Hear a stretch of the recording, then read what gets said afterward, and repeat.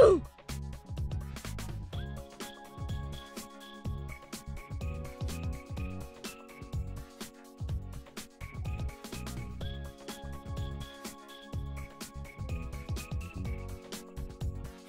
everyone, it's me again, and Squish Gang is reflecting my energy because today we have probably a more complicated video. Let's give some leafy energy. No chin today. Angle's weird. The angle's weird. It's what we're working with. So I'm back with videos now that I have finished my other condensed class with a new subset of grad students who bully me for making YouTube videos. We'll get back to that in 2 weeks from now, where another subset of grad students bully me for making YouTube videos. So today, we're going to talk about kind of alpha male content and the perpetuation of these cycles that enhance their careers through the criticism of their content. Also, links, Patreon, Amazon, the books I use, yada yada yada, hoo-ha, all linked down below. Timestamps, the whole nine. I have a cool PewDiePie chair. So now I look like a villain from a Disney movie. Okay, guys. So today, the vibes are chaos because I'm actually kind of nervous about this one. Because it's going to be a little bit interesting. Because we're actually going to be commenting on people in my YouTube neck of the woods, which I would say is kind of like leftist-ish. Because I'm saying ish in the sense of it's not always political commentary, and how they've kind of been, there's been an explosion of alpha male criticism content. And I'm not saying this necessarily like a bad thing in the sense of there's a fault that they did that, but that there's actually kind of been some issues as a result of that explosion. Because like I said, it's not a bad thing on face value. However, given the nature of the content that these alpha males make, I feel that there's been an issue with even just the general exposure.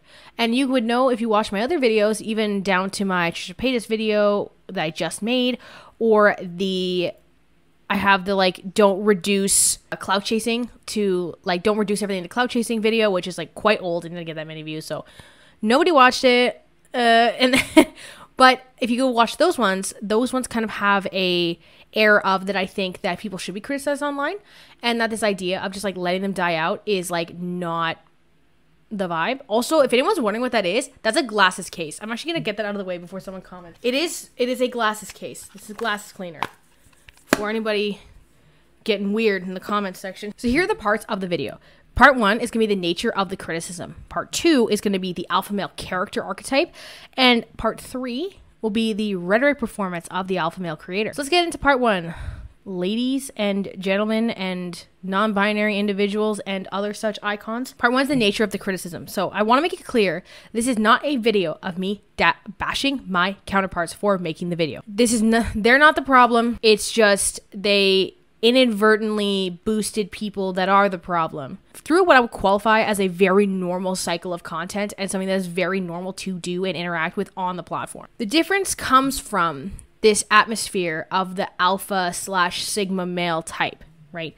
That's where you're going to have a bit of a difference in the effect that the content has in a way that is not kind of like an uncharted territory. And that's why I wanted to make this, because I've not been necessarily asked to make specifically alpha male content. I have been asked to comment on male podcasters and things like that from time to time. And I've always kind of just ignored it. Or just like been like, nah, it's not my vibe, whatever, blah, blah, blah. And never got around to it, despite the fact that people that I've collaborated with recently, like Noah Samson and Anna Marie Forcino, make content on these people, right? So you'd think if the people that I'm endorsing make that content and I make similar content, that would be something I would do. And this is kind of also going to be a video explaining why I don't really do that. I want to start by some required readings. You don't have to watch them, but I would recommend them to kind of solidify my stance here. The idea kind of stems from Noah Samson's video on the black pill incel community. That would be a good start to see why I think these ideologies are so solid in the need of community and drawing from hatred as a way to support claims, because that's how the community works. Even goes into, it almost revolves around a system, with what Noah gets into, it almost revolves around like a system of eugenics. Or there's that science that's name has slipped my brain, the one where it's like the skull shapes matter. Like, that's how deep it gets, right? And negativity perpetuated to their community supports their claims. That is why I think this has happened, where people like Andrew Tate and Fresh and Fit and even satirical TikTokers that follow in the same lane have become so prevalent because of people like these commentators, or even people like Drew Afualo, for example. But Drew made a really good TikTok on this, actually like last night from the time I'm filming this. So I'm actually going to insert that right here. Hey, I want to talk to y'all about something relevant. I've been getting tagged nonstop in those videos of Andrew Tate going on that podcast. I've seen him. There's no need to tag me anymore. Here's why I'm not going to talk about it. One, I've already talked about him.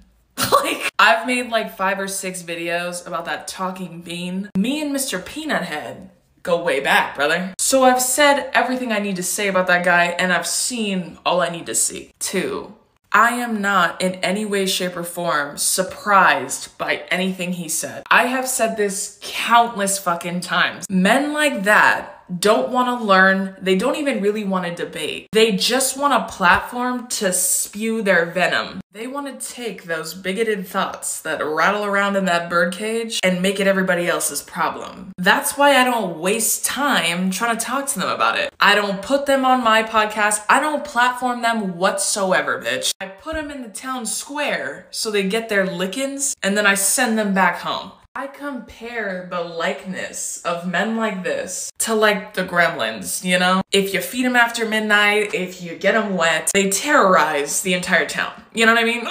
But their version of food and water is attention. Giving them bigger stages to say shit like this does nothing for you. It does nothing for the audience. Nobody wins except that talking legume.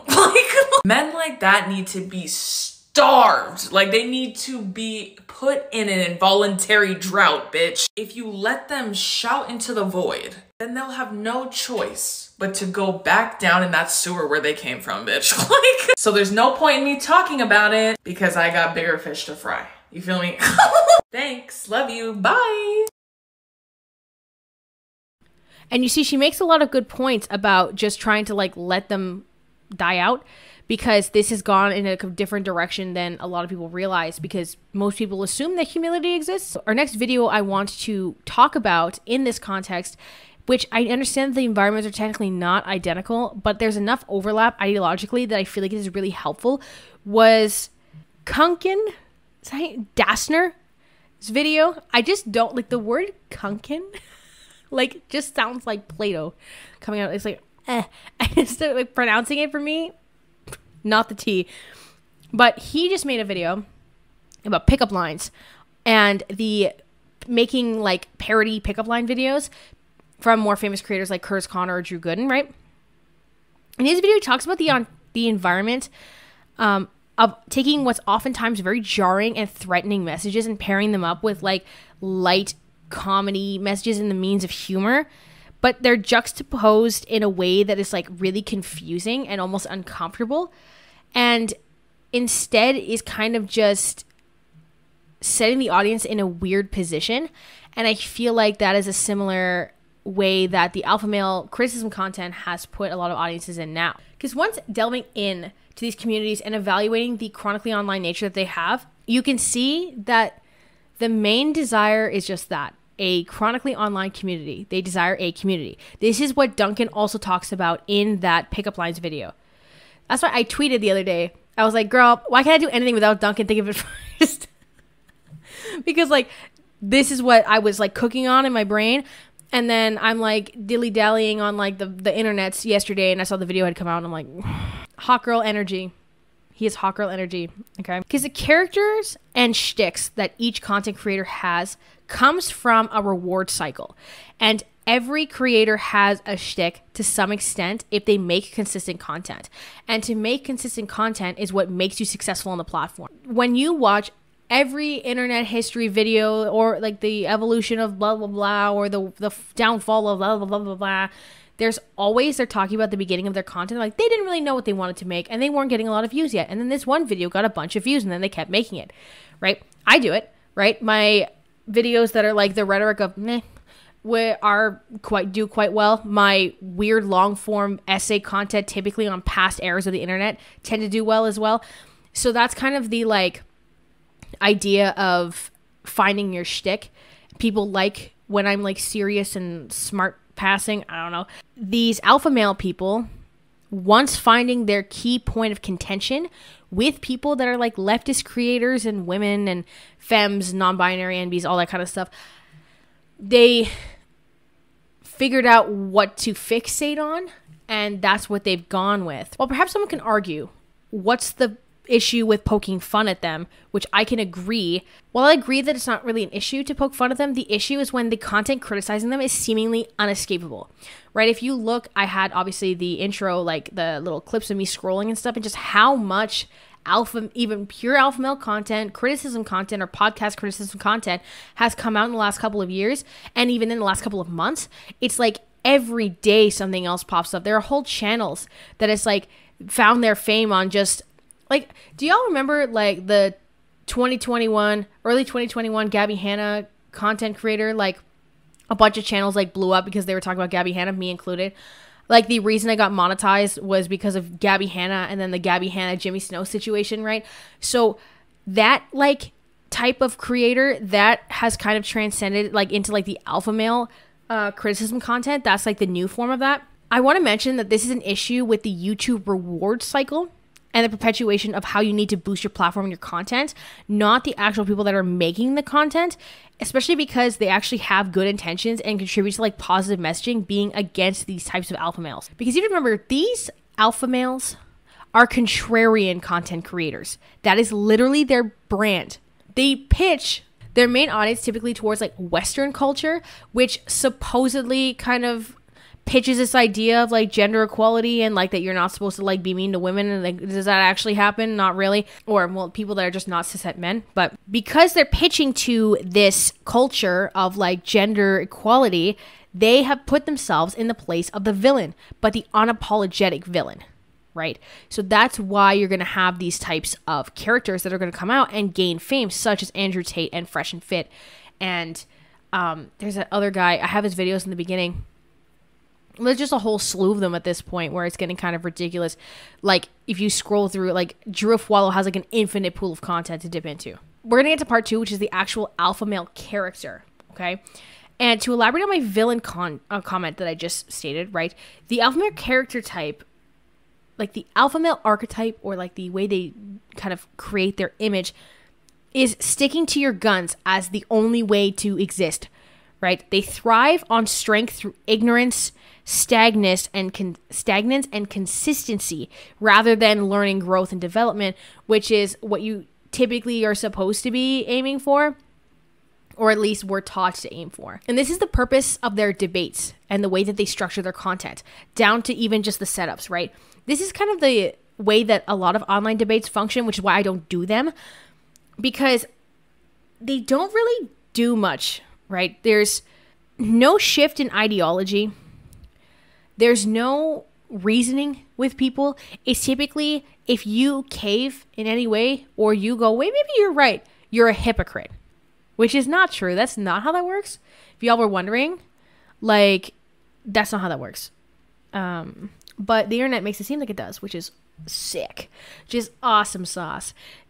God, awesome sauce. Oh my God. There's no meeting in the middle for reason. Okay? You either convert the other person to your point, or you essentially die trying. That is the function of internet debate, and that is the function of these alpha male podcasts or these alpha male creators. You look at a Fresh and Fit podcast, they will just yell and repeat the same thing. And there's that TikTok of those, like, there's like a Fresh and Fit one on an Australian show, and they literally point out that he just repeats the same point over and over again, and it's just some like spewing this kind of BS in the same way over and over again, and they realize that he's just kind of trying to ploy like a character, and they literally like kick him off the show. I'll put that clip in as well. Men and women are not the same. Women like attention, men want sex. So my thing is, a man is capable of having sex with other women while still loving his girl the same. You're actually saying that in a relationship, it's okay for men to go and explore other options, but we have to be happy with you and not explore options. Absolutely. Closed on your end, open on my end, and I think there should be honest between the two. Why would anyone agree to that? You can't just go throwing that thing around. I spoke to Dan Balserian. Yeah, I'm sick of you asking to finish your long, boring answers that are the same answer every time we ask you a question. Even Dan Balserian last week told me to my face, so fucking what, clown? Here you are on the show. I can turn you off as well. Just turn these clowns off. See you, fellas. Grow up. Ring us back when you're 30 and you've got half a brain. You're not running around being led by your own dicks. Bye-bye. See you later. Turn them off. They are aware of these structures. That's what they benefit off of. But people treat them like they're kind of not, like that they're just stupid and oblivious. And because they're treated like they're stupid and oblivious, that gives more fodder to make fun of them, which produces more content, which gives access to more people to see who they are. Because here's the thing, right? If even one person viewing a video that even positions Fresh and Fit and Andrew Tate as like goofy in any way or stupid or whatever, if even one person per video goes, well, I think they're right. Oh, I didn't know who they were before. I kind of want to check them out. You know, they're just checking them out for the meme, right? They're still interacting with their content. If you hate me and you watch my videos and the ads play, I still make money off of them, right? You have to realize that when there's thousands of like TikToks, tweets, YouTube videos, Reddit posts, Instagram reels, like there's if even every piece of content hit one person, that is a ton of people to come over when it's just so rampant. Like, I haven't seen a content explosion like this since, I swear to God, like Jake Paul's Everyday Bro in like 2017. And I didn't even really have internet and I knew about that. You know what I mean? Like, I could be in a house in Yeehaw, rural Canada, like no cell service and no internet, and still be like, oh, what is this Jake Paul person? So there was a TikTok that I saw that was this guy doing an impression of like the douchebag rich college guy and how he treats his girlfriend or whatever. And then this creator stitched it and talked about like this slippery slope of satire. And I want to relay her notion in this video. While we're talking about technically different things, this guy also makes like Andrew Tate parody videos. I'm going to put that in, and that describes the way that I want to make the parameters for satire. I also, of course, will tag the video down below as well. My calls are paying for you and your little slut friends to go and purchase $17 cups of coffee every. I'm going to tell you why this isn't funny. And before y'all come for me like, oh, this is satire, you missed the joke, let me tell you something about satire. Satire requires a clarity of purpose and point of view, or else it could otherwise be misunderstood and misconstrued to literally represent what it intends to jest at. I'm seeing a lot of trends lately where people in positions of power are essentially satirizing other people who share that particular identity of privilege. The problem with this is that if you share that literal identity of privilege, you're relying on a sense of individualism to essentially separate yourself from the power structure that you're complicit in and benefit from. This is gaslighting and manipulation. And honestly, it's dangerous when you consider the fact that these people often don't do the critical engagement and the work to dismantle and disrupt the systems of power that they benefit from. But you see what they're saying? And I'm saying there because I didn't check their gender before making this video, but it's described in a way that is saying that like these things can get misconstrued, especially if done like accurately, like the sake of the satire, right?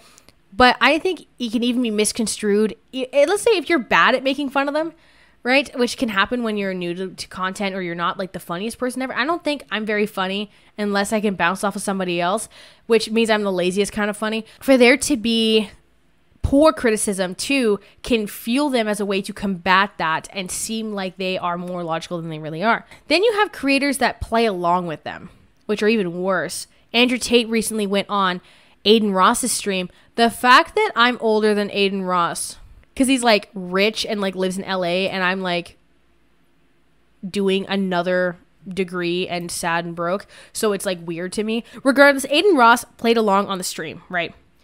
Further delving into the character of Andrew Tate and even caving and repeating and spewing the rhetoric that Andrew Tate has and making it seem like those that like women, like Aiden Ross likes women or whatever, are like beta and weak. And Andrew Tate says like he's fat and a bitch and like kind of compares Aiden Ross to a woman very frequently. It's a character. If you're spewing genuinely hateful messages and rhetoric, it doesn't matter.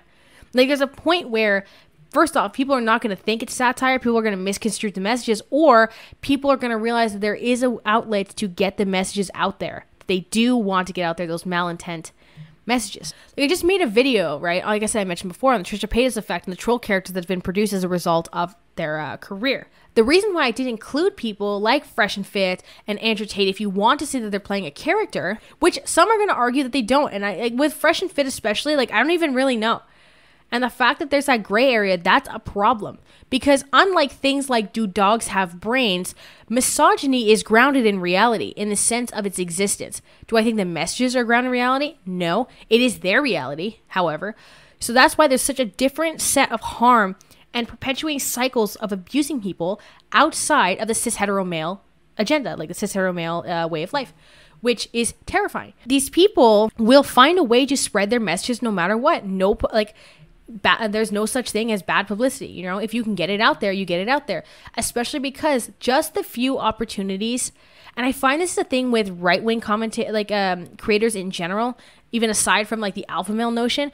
If you can dunk on one person, you've dunked on a million people. You know what I mean? And the other thing is that those people who do want to spread messages like this, but felt like they've been shamed out of doing it, now get to see the exposure of people that are objectively successful off of the fact that they spew those messages. No matter if Nick is not green, or Ethan is online, or Anna Marie Forcino, or Drew Gooden, or Danny Gonzalez, or anybody makes a video on them, Andrew Tate still has the Bugatti, or the house, or the weird cigar no shirt thing that he does, or Fresh and Fit still has the studio and the money and the cars, right? You still can see that there is some form of success, whether conflated, whether like inflated, whether falsified, whatever. It's still the perception of success still exists. That's where you're starting to get into muddy water, because they gain this success off of something you should be ashamed of. That's why it gets so dangerous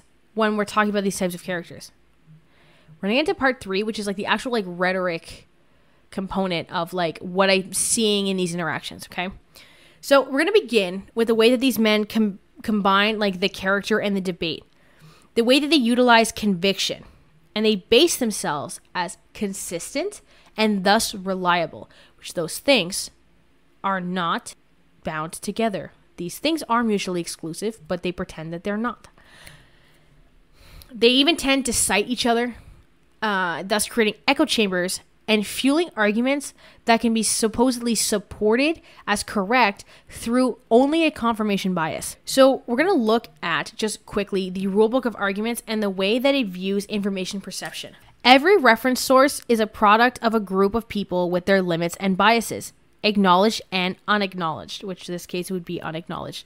At least as important as avoiding mistakes or bias is having the means of correcting them, and fast. And at that, where Wikipedia is unexcelled, as I was talking about Wikipedia before. Random insertions and vandalism are typically repaired within minutes, and every change is tracked and explained, and sometimes wildly debated as well. What other references sources are transparent or self-correcting. Okay, so the fact that they're talking about there's a subset of biases, and they're talking about like the best way is to have things that are constantly corrected. They will correct and back themselves in these cycles through, and so instead of Wikipedia as a platform, they would be like grouping YouTube videos, grouping content, collabing with people, being interviewed by people, and they would create their own citation cycles through the way that they have found an echo chamber. But because they've grouped together, then more people are attracted to see the spectacle, and then more people make content on them, and this is just a cycle that never ends. I think the most interesting part, and perhaps what drove them to fame in the first place, is they've tapped in to this like human desire to be the expert at all times. While some would agree that it's impossible to know everything about even the most niche topics, we all at one point or another have just wanted to be right over anything else. Look at YouTube comments, girl. Look at Reddit comments. Look at tweets. Like, people just want to be right. Like, as a interaction, like how they interact with people or whatever. So what they do to be this person who is right is they just simply use blind assertion. They believe that they know everything, in this case, about male and female interaction. Of course, ignoring any other gender. They say it's fake and all this kind of stuff. They literally run off the idea that they know everything, and to assume that they don't know everything in itself is a foolish idea. And this is where you get like the infamous, like, I don't read books comment from Andrew Tate, or the like, my brain is 10 times faster than the normal person's, because it's just it's simply cycles of self-assertion and blind confidence. Andrew Tate says he is confident in himself because he cannot fail. He does not fail. If you're going to doubt yourself, I mean, I understand why a lot of people doubt themselves. A lot of people doubt themselves because they're incompetent. You'd have to be a megalomaniac to not doubt yourself if you're an incompetent individual, right? If you're an idiot, or you're crap, or you're shit at things, of course you're going to doubt yourself, because you should, because you fail all the time. The only way you're going to start to not doubt yourself is if you show some competence, if you grow into a competent individual and perpetually succeed, as I do. I don't doubt myself because I never fail. So why would I doubt myself when I've never failed? Whereas if all I did was fail all of the time, of course I'm going to doubt myself. So your mentality is heavily linked to your reality. And the fact that most people have such weak mindsets comes from the fact that they have a weak life, a weak body, a weak social circle, a weak network, a weak bank account, a weak relationship, and then their mind is weak. Well, of course. Whereas if you had a group of soldiers around you, men who were dedicated, who would ride or die with you, if you were strong, if your woman would never leave you no matter what because she idolizes you, then your mentality would be strong. Your mind would be strong by extension. So if someone comes to me and goes, I doubt myself, I usually look at them and go, yeah, I understand why. You're a little fat piece of shit. You're stupid. Of course you do. If I was you, I'd doubt myself too. Wait, me? Here is how I would boil all of that down as a function of how he's able to believe this in the first place. You cannot fail in your pursuit if you do not believe the pursuit can fail. So if there is no concept of failure, you will not fail. If you think the object is eating the entire cake, you've won. Like, let's say that's your goal for whatever reason. If you finish half the cake and you've kind of moved your goalpost into eating some of the cake as the goal, then you've still succeeded.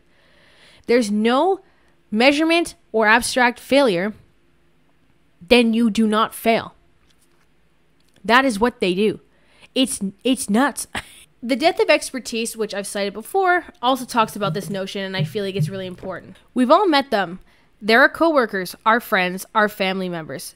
They are young and old, rich and poor, some with educations, others armed with only a laptop or a library card, but they all have one thing in common. They are ordinary people who believe they are actual troves of knowledge, convinced that they are more informed than the experts, more broadly knowledgeable than the professors, and more insightful than all the gullible masses. They are the explainers who are more happy to enlighten the rest of us about everything from the history of imperialism to the danger of vaccines. The fact of the matter is that we cannot function without admitting the limits of our knowledge and trusting the expertise of others. We sometimes resist this conclusion because it undermines our sense of independence and autonomy. We want to believe we are capable of making all kinds of decisions, and we chafe at the person who corrects us or tells us we're wrong or instructs us things that we don't understand. This natural human reaction among individuals is dangerous when it becomes a shared characteristic amongst entire societies. So when they talk about that there's an expert that does need to be relied on, these alpha males, or whatever the fuck they want to be called, position themselves as that expert. And that expert that never fails. Because actual experts will concede and comprehend failure. And to be exposed all of the time, but then keep consistent convictions, will be convincing to a pretty decent margin of people.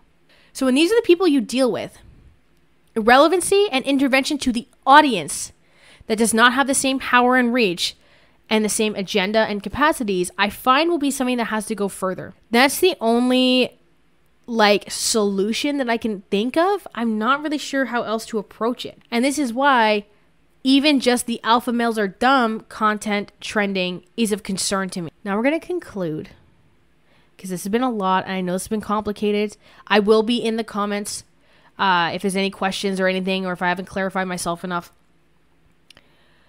I want to reiterate that this was not to bash the creators that are making the alpha male criticism content, but rather I want to put in my 2 cents as to why I didn't make it, the way that I feel like this has devolved, and the way that I think we've gotten to the place that we're in now. Mr. Beard today, as I'm recording, put out a really good tweet expressing the sentiment that I feel about this. And I'll put it in here. So this is the tweet. I'm reading it on my computer screen. I've been getting very concerned lately with the radicalization that's been happening, especially with young boys on TikTok idolizing Andrew Tate, an alleged human trafficker. If any of you have little brothers, it's super important to explain to them the dangers of men like him. This dude, Andrew Tate, is openly misogynistic, saying that men own women and saying that he ignores data and evidence and only goes off his own anecdotal experiences. Teaching young boys to think this way is incredibly dangerous.